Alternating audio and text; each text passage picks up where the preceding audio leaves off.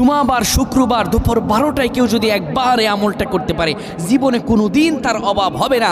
এত রিজিক তার আসবে, আকাশ থেকে রিজিকের দরজা খুলে দেওয়া হবে। সে মাটিতে হাত দেবে, সেটা আল্লাহ তাআলা স্বর্ণ বানায় দেবেন।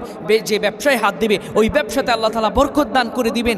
এবং যে ব্যক্তি এই আমলটা শুনে অন্য মানুষকে শুনিয়ে দিবে, শেয়ার করবে তার কাছে, আল্লাহ তাআলা তাকেও রিজিকে বরকত দান করে দিবেন, অভাবগুলো দূর করে দিবেন।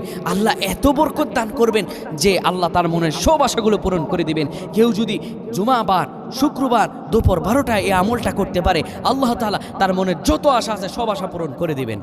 কেননা আমার আল্লাহ তাআলা বলেন, উদউনি আস্তাজিব লাকুম, বান্দা তুমি আমার কাছে চাও, চাইতে দেরি হবে বান্দা, আমি রব তোমাকে দিতে দেরি করব না। পৃথিবীর মানুষের কাছে চাইলে পরে কেউ দেয় না, কিন্তু আমি রব তোমাকে দেই। আপনি আমলটা করবেন, আমার আল্লাহ তাআলা আপনার সকল পেরেশানি দূর করে দিবেন। জুমাবার সম্পর্কে আমার আল্লাহ কোরআনুল কারীমে একটা আয়াত নাজিল করে দিয়েছেন। আল্লাহ বলেছেন, ইদা